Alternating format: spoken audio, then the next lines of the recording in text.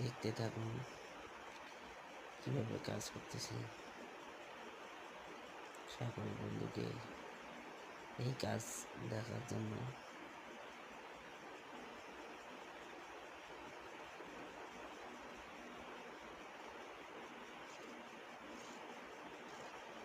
অনেক সুন্দর করে কাজ করানো হচ্ছে।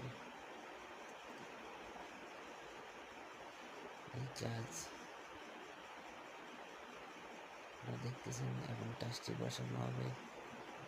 টাইসটি বসার হয়ে গেল।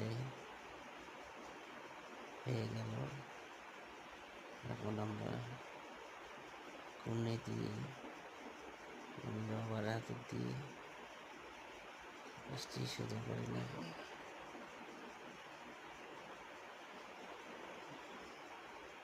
ভিডিওটা ভালো লাগলে কমেন্ট বক্সে জানিয়ে দিন।